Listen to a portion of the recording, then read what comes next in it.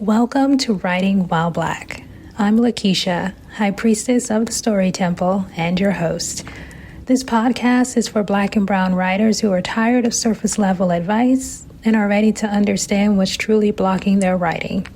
Here we talk about writing through ancestral wounds, dismantling the white gaze, working with the nervous system, and building sustainable creative practices rooted in truth, not performance. Let's get into it. Before we get into anything, take a breath with me. Let your shoulders drop. Unclench your jaw. Let your body know we are not auditioning today. So I shuffled and pulled a card from my deck, the Liberated Writer's Oracle. And today's card is James Baldwin. I call him the Prophet. And here's what his card says. Fearless truth-telling. Rage is love. Complexity without compromise. The quote I chose for him: I love America more than any other country in the world. And exactly for this reason, I insist on the right to criticize her perpetually. The guidance on the back of the card says, this piece demands your full truth. Say the hard thing. Your rage is love made visible.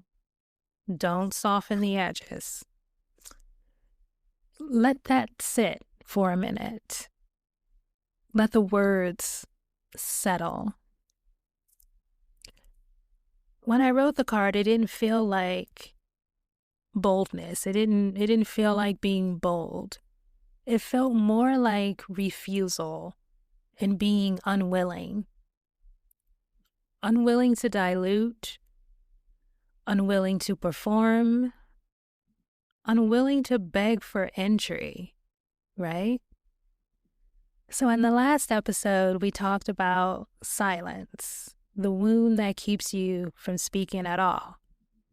So today, with James Baldwin's assistance and guidance, we're talking about what happens after you decide to speak. Because speaking is one threshold.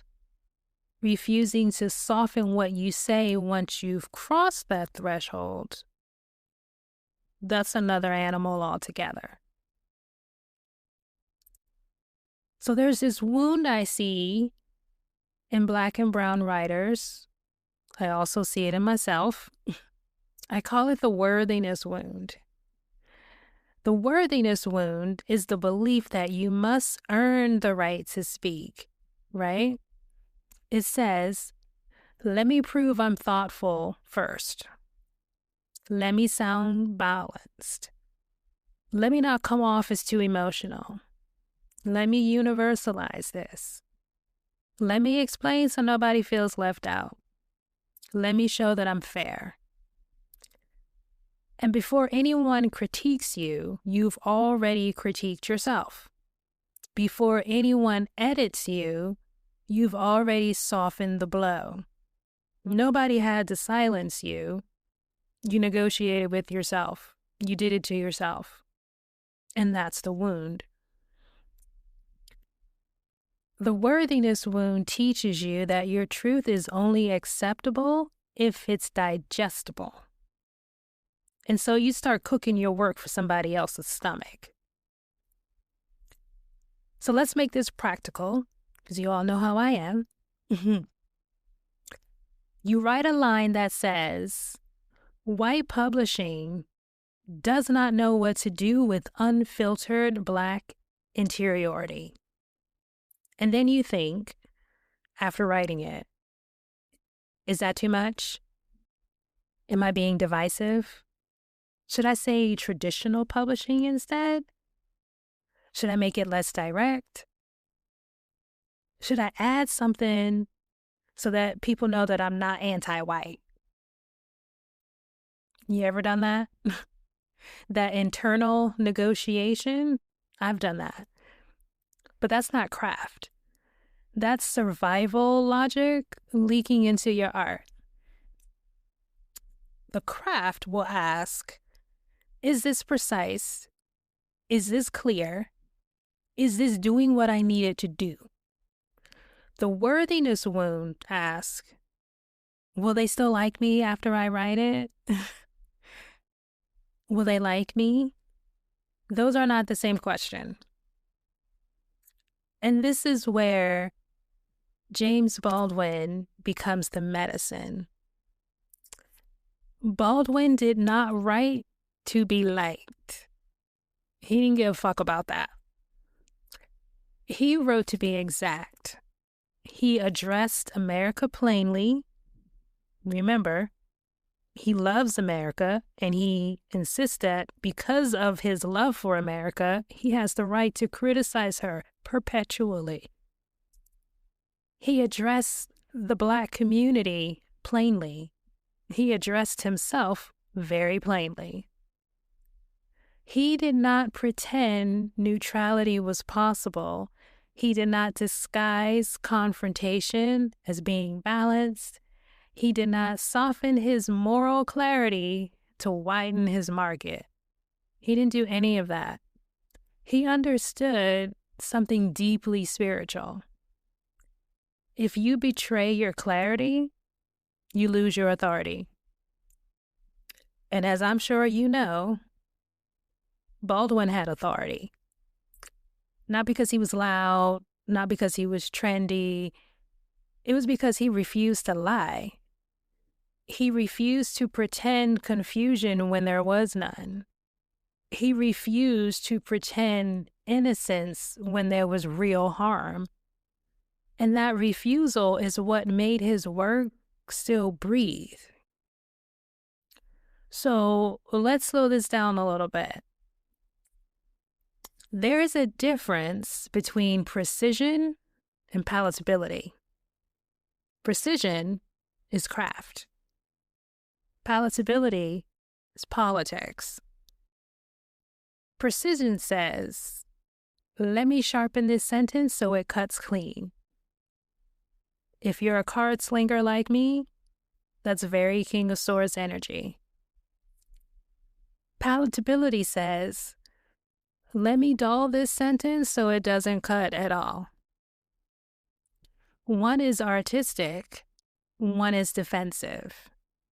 Baldwin sharpened. He did not dull. And what I find to be so ironic is that his sharpening is what made him so timeless. So let's talk about the rooms we're in today. Maybe you are, or maybe you've been in these rooms. I know I have, as a writer and as a writing educator. So I've seen it from both sides. So we're talking about workshops, MFA programs, publishing houses, Substack comment sections.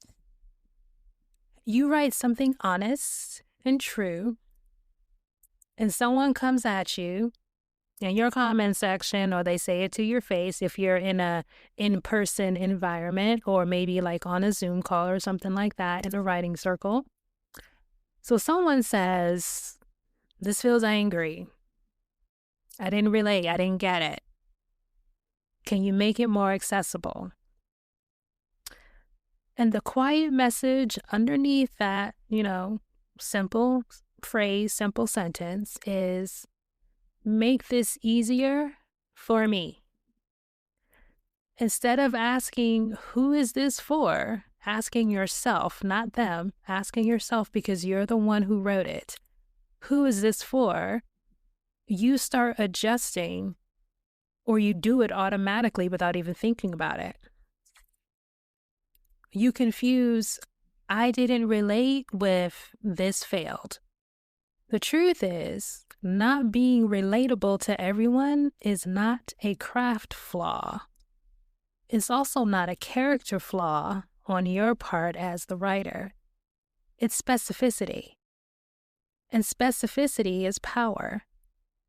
Baldwin wrote with layered audiences in mind, right? But he never wrote as if white comfort was the center of the room. He wasn't about that life. He understood audience without centering the dominant gaze. And that, my friends, is a skill. That is maturity. That is craft integrity.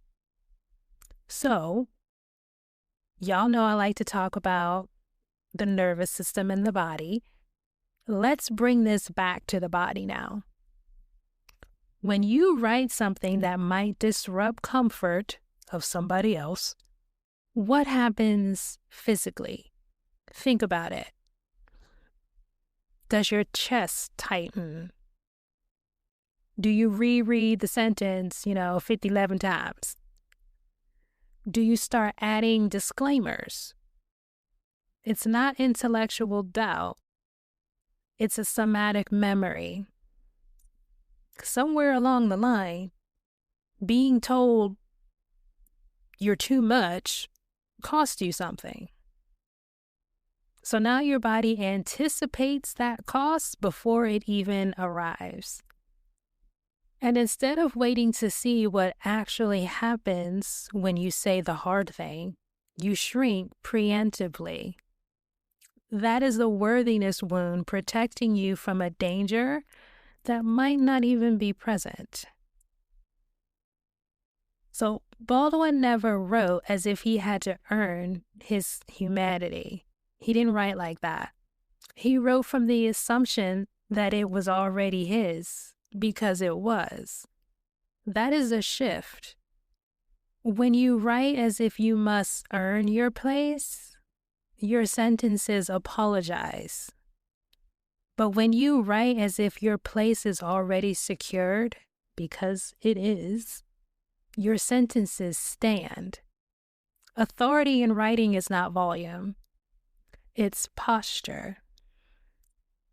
So now I'm going to give you a little tempo exercise. So, grab a sheet of paper and a pen, or if you want, you can grab your phone, open up the Notes app, however you want to do it. But take a moment and write this down. If I did not have to earn my place, I would say ... and then finish it. And I'll let you do that for a minute or two.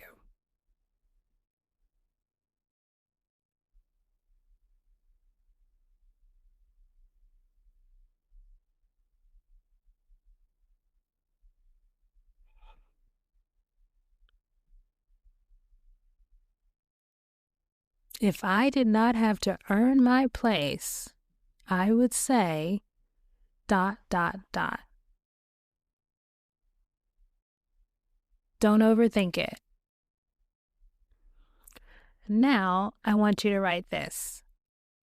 The version of this piece that I'm afraid to submit says ... Give you a minute or so. Don't polish. Don't make it publishable. Just let it exist.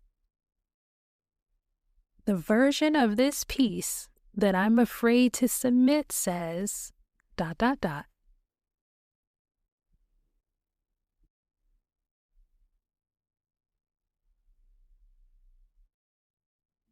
As you're writing, or right after you finish, take notice. What are you afraid would happen if this version were seen? If you hit publish, and be honest with yourself. You don't have to tell me, you don't have to tell anybody, but be honest with yourself.